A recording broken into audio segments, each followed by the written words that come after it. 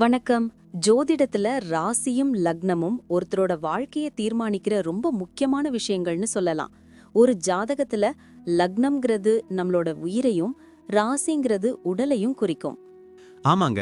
நம்ம பிறக்கிறப்ப கிழக்கு திசையில எந்த ராசி தெரியுதோ அதுதான் நம்மளோட லக்னம். இது 2 மணி நேரத்துக்கு ஒரு தடவை மாறும். அதனால ஒரு நாளைக்கு 12 லக்னங்கள் மாறி மாறி வரும். அதனால தான் லக்னம் ரொம்ப துல்லியமான தகவல்களை கொடுக்குன்னு சொல்றாங்க. சரியா சொன்னீங்க. லக்னம் ஒருத்தரோட குணாதிசயங்கள், உடல் அமைப்பு, மனசு எப்படி இருக்கும், அவரோட செயல்பாடுகள், ஆயுசு, எதிர்காலம்னு எல்லாத்தையும் சொல்லும். ராசிங்கிறது நம்ம பிறக்கிறப்ப சந்திரன் எந்த ராசியில இருக்காரோ அதுதான் நம்ம ராசி. சந்திரன் ஒரு ராசியில 2.25 நாள் இருப்பாரு. அதனால ஒரே ராசியில நிறைய பேர் பிறந்திருக்கலாம். சந்திரன் மனசுக்கு அதிபதின்னு சொல்றதால ராசி நம்மளோட மனநிலை, எண்ணங்கள், உணர்வுகளை பத்தி சொல்லும். தினமும் பார்க்குற ராசி பலன் கூட இந்த சந்திர ராசியை வச்சு தான் சொல்லுவாங்க. ஜோதிட ரீதியா பார்த்தா லக்னம் தான் ஒருத்தரோட முழு வாழ்க்கையும் தீர்மானிக்கிற முக்கிய காரணி. ஆமாங்க, நம்மளோட ஆளுமை, சிந்தனை, செய்யற வேலைகள், அதிர்ஷ்டம்னு எல்லாத்துலயும் லக்னம் தான் முக்கிய பங்கு வகிக்கும். ராசி அதுக்கு துணையா செயல்படும். ஒருத்தருக்கு லக்னமும் ராசியும் ரெண்டும் நல்லா இருந்தா அவரோட வாழ்க்கை நல்ல முன்னேற்றமா இருக்கும். மேலும் லக்னம் மற்றும் ராசிக்கு அதிபதியான கிரகங்கள் ஜாதகத்துல எப்படி இருக்குங்கிறதையும் பார்க்கணும். ஒரு கிரகம் லக்னப்படி கெடுதல் பண்ற மாதிரி இருந்தாலும் ராசிப்படி அதே கிரகம் நல்ல பலன்களை கொடுத்தா அந்த கெடுதல் குறைஞ்சு நல்லதாவே மாற வாய்ப்பு இருக்கு. அதனாலதான் ஒரு ஜாதகத்தோட பலனை முழுமையாவும் துல்லியமாவும் தெரிஞ்சுக்க லக்னம் மற்றும் ராசி ரெண்டையும் சேர்த்து பார்க்கணும். இப்போ நாம ஒவ்வொரு ராசி மற்றும் லக்னக்காரர்களோட தனித்தன்மைகள், அவங்க வாழ்க்கையில நடக்கிற முக்கியமான விஷயங்களை பத்தி விரிவா பார்க்க போறோம். இந்த பதிவை முழுசா பார்க்கறதுக்கு முன்னாடி நீங்க இன்னும் நம்ம சேனலை சப்ஸ்கிரைப் பண்ணலன்னா இப்பவே சப்ஸ்கிரைப் பண்ணிக்கோங்க. பக்கத்துல இருக்கிற பெல் பட்டனையும் கிளிக் பண்ணி வைங்க. அப்போதான் நம்ம போடுற ஒவ்வொரு புது பதிவும் உங்களுக்கு உடனே தெரியும். சரி வாங்க, இனி வீடியோக்குள்ள போகலாம். இன்னைக்கு நம்ம கடகம் ராசி, மீனம் லக்னம் கொண்டவங்க பத்தி பேச போறோம். இந்த 2 ராசி லக்னம் சேர்ந்தவங்களோட குணாதிசயங்கள் எப்படி இருக்குன்னு பாப்போம். ஆமாங்க, கடகம் ராசி, மீனம் லக்னம் ரெண்டும் நீர் ராசிகள். அதனாலேயே இவங்க ரொம்ப உணர்ச்சி வசப்படக்கூடியவங்க. அவங்களோட மனம் கடல் அலைகள் மாதிரி எப்பவும் மாறிக்கிட்டே இருக்கும்னு சொல்லலாம். கரெக்ட். இரக்க குணம் இவங்களுக்கு ரொம்ப அதிகம். மத்தவங்களோட கஷ்டத்தை பார்த்தா இவங்களால தாங்க முடியாது, மனசு உருகிடும். அதனாலேயே பல சமயங்கள்ல மத்தவங்களோட பிரச்சனைகளை தங்கள் தோள்ல சுமந்துக்குவாங்க. இது ஒரு நல்ல குணம்தான், ஆனா சில நேரம் அவங்களுக்கே பிரச்சனைகளை உருவாக்கும். நிச்சயமா இவங்க கற்பனை திறன் மிக்கவங்க. அதனால கலை, எழுத்து, இசை போன்ற துறைகள்ல சிறப்பா இருப்பாங்க. இவங்களோட உள்ளுணர்வு ரொம்ப அதிகங்க. நடக்க போறத கிட்டத்தட்ட முன்னாடியே தெரிஞ்சுக்கிற சக்தி இவங்களுக்கு உண்டு. ஒரு வகையில் இது ஒரு ஆசீர்வாதம்னே சொல்லலாம். ஆனா இவங்க அமைதியான சுபாவம் கொண்டவங்கன்னாலும் கோபம் வந்தா எளிதில் அடங்காது. பல சமயங்கள்ல உள்முக சிந்தனையோட இருப்பாங்க. வெளியில மத்தவங்களோட பழகுனாலும் தனிமையை தேடும் குணம் இவங்களுக்கு உண்டு. மனசுக்குள்ள நிறைய ரகசியங்களை வச்சிருப்பாங்க, வெளிக்காட்ட மாட்டாங்க. குடும்ப வாழ்க்கையை பொறுத்தவரை இவங்க குடும்பத்து மேல உயிர் வச்சிருப்பாங்க. குடும்பம் தான் இவங்களுக்கு உலகம்.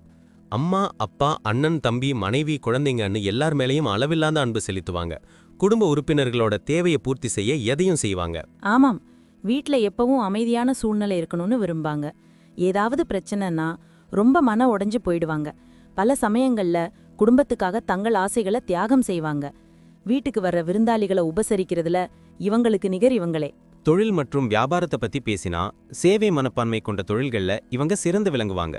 டாக்டர், ஆசிரியர், ஆலோசகர், கலைஞர், தொண்டு நிறுவனங்கள்ல வேலை பார்க்கிறவங்க, மனநிலை ஆலோசகர்கள்னு இவங்களுக்கு நிறைய பொருத்தமான பணிகள் இருக்கு. வியாபாரத்துல ஈடுபடும்போது இவங்களுக்கு உணர்வுபூர்வமான தொடர்புகள் ரொம்ப முக்கியம். லாபத்தை விட மக்களோட நலன் கருதும் வியாபாரத்துல தான் இவங்களுக்கு ஆர்வம் அதிகம். கலை பொருட்கள், ஆடை ஆபரணங்கள், உணவுப் பொருட்கள், கடல் சார்ந்த வியாபாரங்கள் எல்லாம் இவங்களுக்கு ஏற்றவை. இவங்க கடின உழைப்பாளிகள் தான். ஆனா உணர்ச்சி வசப்படும் குணம் சில சமயங்கள்ல சரியான முடிவுகளை எடுக்கிறதுல தடுமாற வைக்கும். வியாபாரத்துல கூட்டாளிகளை தேர்ந்தெடுக்கும் போது ரொம்ப கவனமா இருக்கணும். நம்பகத்தன்மை இல்லாதவங்களால நஷ்டம் வரலாம். வேலை மற்றும் உத்தியோகத்தை பொறுத்தவரை தங்கள் வேலையில நேர்மையாகவும் அர்ப்பணிப்புடனும் செயல்படுவாங்க. உடன் வேலை பார்க்கறவங்களோட நல்லுறவை பேணுவாங்க. மத்தவங்களுக்கு உதவணும்னு எப்பவும் நினைப்பாங்க. அதனால ஆபீஸ்ல பலரோட அன்பையும் நம்பிக்கையும் பெறுவாங்க. ஆனா சில சமயங்கள்ல மத்தவங்களோட பிரச்சனைகளை தங்கள் தலையில போட்டுக்கிறதுனால இவங்களோட சொந்த வேலைகள் பாதிக்கப்படலாம். கலை, இலக்கியம், கற்பனை சார்ந்த வேலைகள் இவங்களுக்கு ரொம்ப பொருத்தமானவை. நீர் சார்ந்த பணிகள், கடல் சார்ந்த ஆய்வுகள், மீன்பிடித்தல் போன்ற துறைகளிலும் இவங்களுக்கு ஆர்வம் இருக்கும். அதிகார பதவிகளை விட அமைதியான பொறுப்பான வேலைகளை விரும்புவாங்க. நிதிநிலையை பொறுத்தவரை இவங்க பணத்தை பெருசா மதிக்க மாட்டாங்க. தேவைகளுக்கு மட்டுமே பணத்தை செலவழிப்பாங்க. ஆடம்பர வாழ்க்கையை விரும்பதே இல்ல. சேமிப்பு குணம் கொண்டவங்க எதிர்காலத்துக்காக பணத்தை சேமிக்கிறதுல ஆர்வம் காட்டுவாங்க. ஆனா பல சமயங்கள்ல மத்தவங்களோட தேவைக்காக பணத்தை செலவழிப்பாங்க. இதனால இவங்களோட சேமிப்பு குறைய வாய்ப்பு இருக்கு. நிதி விஷயங்கள்ல புத்திசாலித்தனமா செயல்படணும். கடன் கொடுக்கும் போதும் வாங்கும் போதும் ரொம்ப கவனமா இருக்கணும். பணத்தை சரியான முறையில முதலீடு செய்ய நிபுணர்களோட ஆலோசனையை பெறுவது நல்லது. எதிர்பாராத செலவுகள் வர வாய்ப்பு இருப்பதால அவசர கால நிதியை எப்பவும் வச்சிருக்கணும். உடல் ஆரோக்கியத்தை பொறுத்தவரை மனரீதியான பிரச்சனைகளுக்கு ஆளாக வாய்ப்பு இருக்கு.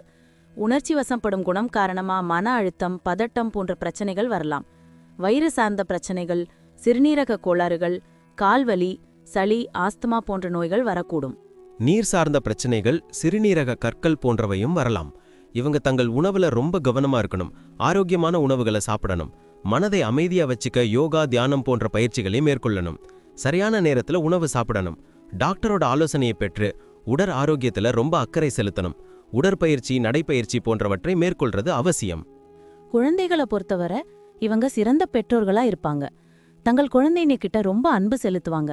அவங்களுக்கு தேவையான எல்லாத்தையும் செஞ்சு கொடுப்பாங்க. குழந்தைங்களோட திறமைகளை வளர்க்கறதுல ஆர்வம் காட்டுவாங்க.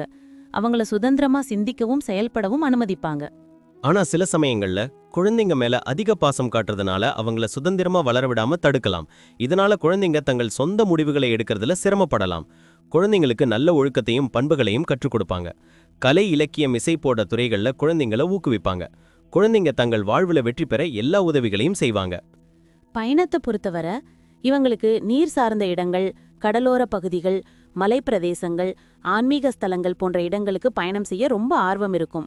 அமைதியான இடங்களை தேடி பயணம் செய்வாங்க. கூட்டமில்லாத இடங்கள் இவங்களுக்கு ரொம்ப பிடிக்கும். ஆன்மீக பயணம் இவங்களுக்கு மன அமைதியையும் புத்துணர்ச்சியும் தரும். கடல் பயணம், படகு பயணம் போன்றவையும் இவங்களுக்கு பிடித்தமானவை. புதிய இடங்களை ஆராய்வதிலும் இவங்களுக்கு ஆர்வம் இருக்கும். கலாச்சார பாரம்பரியம் மிகுந்த இடங்களுக்கும் வரலாற்று முக்கியத்துவம் வாய்ந்த இடங்களுக்கும் போக விரும்புவாங்க. பயணத்தின் மூலம் புதிய அனுபவங்களை பெறுவாங்க. சுருக்கமா சொல்லணும்னா, கடகம் ராசி மற்றும் மீனம் லக்னம் கொண்டவங்க உணர்ச்சி வசப்படக்கூடியவங்க, இரக்க குணம் கொண்டவங்க, கற்பனை திறன் மிக்கவங்க, குடும்பத்து மேல மிகுந்த பற்று கொண்டவங்க.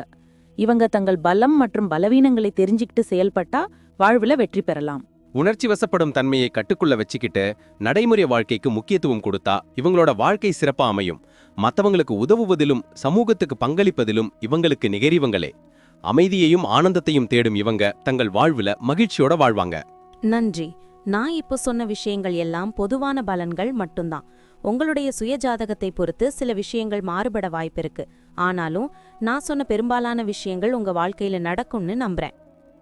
இந்த வீடியோ உங்களுக்கு பிடிச்சிருந்துச்சுன்னா நான் அடுத்து பாகம் 2 எடுக்க தயாரா இருக்கேன். பாகம் 2 வேணும்னா பாகம் 2ன்னு டைப் பண்ணுங்க. நிறைய நண்பர்கள் பாகம் 2 கேட்டா சீக்கிரமே பாகம் 2 வீடியோவை பதிவு செய்றேன். இந்த வீடியோ உங்களுக்கு பிடிச்சிருந்தா லைக் பண்ணுங்க, ஷேர் பண்ணுங்க, நம்ம சேனலை சப்ஸ்கிரைப் பண்ணுங்க, பக்கத்துல இருக்கிற ஆல் பட்டனை கிளிக் பண்ணி வச்சுக்கோங்க. அப்போதான் நாங்க போடுற வீடியோக்கள் உங்களுக்கு உடனுக்குடன் நோட்டிஃபிகேஷனா வரும். உங்களுடைய எதிர்கால வெற்றிக்கு என்னுடைய வாழ்த்துக்கள். நன்றி. வாழ்க வளமுடன்.